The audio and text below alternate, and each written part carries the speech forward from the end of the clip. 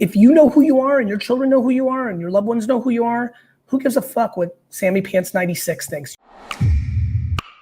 I have been dealing with some issues in my life that are very, very difficult. And, you know, I'm on the back side of that, but the ramifications. So I used to be really kind of vocal on Twitter, especially. That was kind of like my spot. And, tried to dabble in all the others.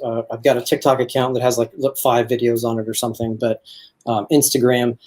And I went through, I got married, and then I went through a very, very, very difficult divorce. 4 children involved for 4. Yes, I have 5 kids. 4 of them were from this marriage. And so because of the nature of this divorce, like I felt like in order to protect the children and the future that we had, like I had to kind of back away. I didn't get to tuck my kids into bed for 4 years. Right. And so, all of that is over, but, I basically went into hiding, and some circumstances happened that my church asked me to leave. And understand, like, I'm not upset about my church. I love the people, I love the church, and I love all that stuff. And I'm super thankful for everything I've been given. But there's still this fear. Yeah. Like what can I get back out there and do it safely and protect because my family is number one. Well, David, and I'm remarried, and I have an amazing wife. She's actually listening to this right now. Hi, David, you know this because you clearly followed me super, super closely.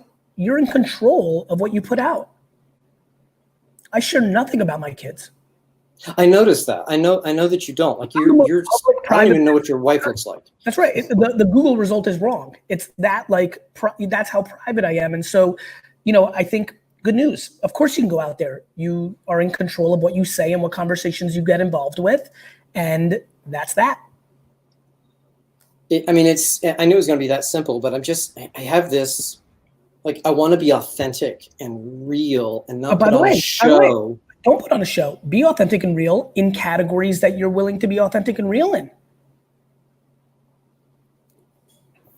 Right? Like, right. What I think you're missing here is you don't have to be in every conversation. And I'm definitely not. Nor am I. I stay very narrow. Okay. And that's it. You go into the conversation. I mean, you should see what's going on in the sports card conversation I'm in. A lot of percentage of that audience doesn't like me coming because they think I'm bringing the prices up and I don't really care about it. Like, like any conversation you go into, you're going to have judgment. Sure. But if you come with good intent, it all plays out in the end. But there's people that don't even do social media because like, Gary, I don't want my shit out there. I'm like, then don't post it. Don't post it. Right. Right. So, I get where you're going. There's plenty of subject matters that you don't want to get in, maybe you don't get into conversations around divorce, online. I think I never fear not being authentic because I'm always authentic. I just don't go into combos that I don't feel like I know what I'm talking about or that I don't want to share because I'm private. Yeah.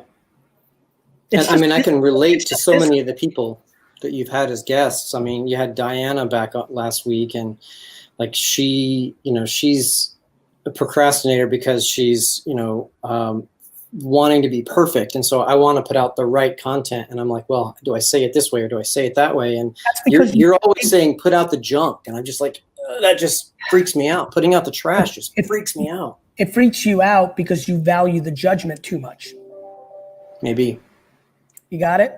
It's also why you're fearful, right? Like when you go through something like that and you gave me some context, there's a lot of judgment that comes along without full context.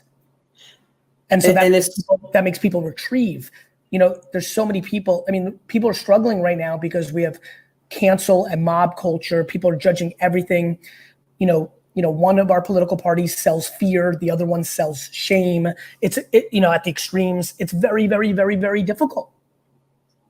But and I'm worried that somebody's going to see something and go, oh, well, I'm going to use that against him. And it's like, I don't want to live in that fear. Then don't get involved in things that could lead to that. Say things you believe in and stay in conversations that you're comfortable in. It's why I don't go into healthcare conversations or how to build bridges, or I don't talk about cryptocurrency. People want me to talk about it all the time. I've got my little base of knowledge. You know, I invested in Bitcoin a long time ago and so kind of did well, but like, you know, have not stayed up with it, blockchain and things of that nature. I actually know quite a bit, because even me not staying up on it, the way I roll probably has, like, I watch people talking that claim literally in their things, say cryptocurrency experts, and I don't even know what they're saying is wrong. You know, the sports card thing, I studied for a year before I started putting out content, and I was in that business for 11 years of my life and deeply am involved in sports. I know what I'm talking about. And so stay in what you know and say what you mean. And people using it against you can only be, I mean, listen, David, we have a technology called deep fake. Do you know what that is? Yes, I do. Yes. Well, we're going to live in a world in 15 years where people are going to have me in this video say something I didn't say because the technology is that advanced. People are not going to even believe in video. We're going to have to live in a very different world of real self-love and compassion, because people are chipping away and are trying to divide. And what we need to do is come together. And I'm just very not interested in judging people, because I know I don't have all the context. And I'm very interested in loving people until proven otherwise. And I'm compassionate and empathetic and sympathetic. And I don't need any validation from anybody. I'm in my own cocoon. And that's what you need to practice to get to. Period. End of story. I mean that.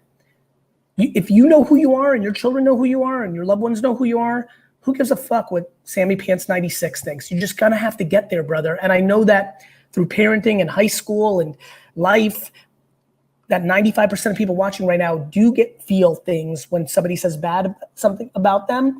I'm just trying to teach them how not to.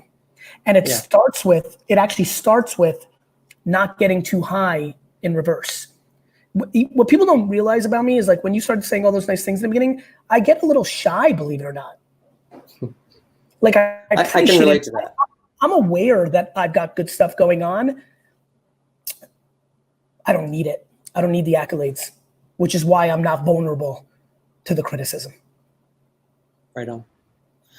Yeah, I just need to maybe laser focus. And I mean, like your last guest, you know, Candace, she said she's not creative. I'm not creative either, but I am a Jedi master at copy and paste. And so, you know, I see what you're doing. Copy and paste your way into happiness, and recognize that you went through a shitstorm for 4 or 5 years. How much worse is it going to be? Don't be scared. Yeah. Cool. Man, thanks so much for everything you do. I appreciate it. Cheers. Appreciate it. Cheers.